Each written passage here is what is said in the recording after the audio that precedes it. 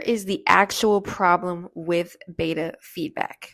It's not that you don't get enough of it, it's that it arrives literally everywhere.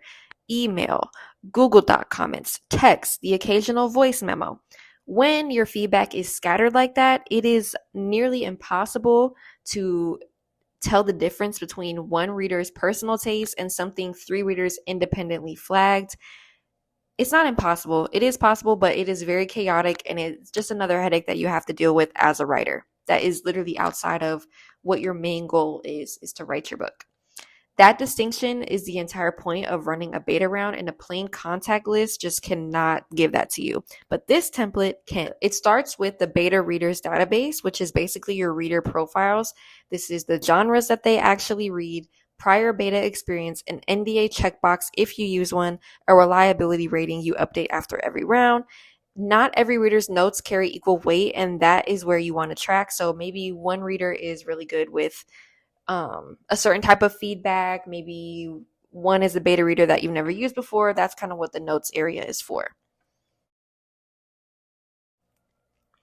Manuscript versions keep every draft on record. You don't have to put your entire manuscript here. Maybe you could link it here, but this just kind of helps you keep track of what you are sending to who and what is actually available to send. Feedback on draft 2 doesn't mean much once you're revising draft 3, so that's why you kind of want to keep track of which draft you are sending. But every round that you enter into your round database, which we're going to get to in a second, ties back to this version right here. So you can keep track of it and you'll actually see when you send that.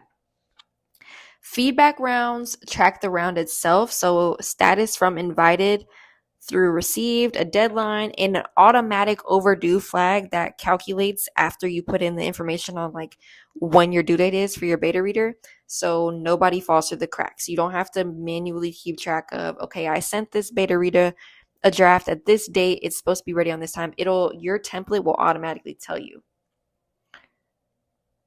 The feedback log is where the real value is in this template, and the real value is in your beta reader response. Every individual note gets logged here, tagged by category and by the exact chapter that it is about. If you switch to the board view, it's grouped by chapter, and so that is visible instantly if you have a chapter that is receiving multiple flags from multiple different beta readers. And you're not having to scroll through a bunch of inboxes, a bunch of feedback to find that yourself. All 4 databases roll up into one dashboard, which you are looking at right here. Awaiting response shows every round you're still waiting to hear back on. Overdue readers filters just the ones past deadline, and it pulls up an automatic flag for you. And recurring issues is the one that matters most. It's a group feedback log entry showing which problems are coming up across multiple readers, not just one. That view is usually where your next revision priorities come from, because it's connecting what individual readers said into something you can actually act on. If you are about to send your manuscript out to beta readers, or you are just now starting the process of finding beta readers, this template is perfect for you, and it is linked below in the comments.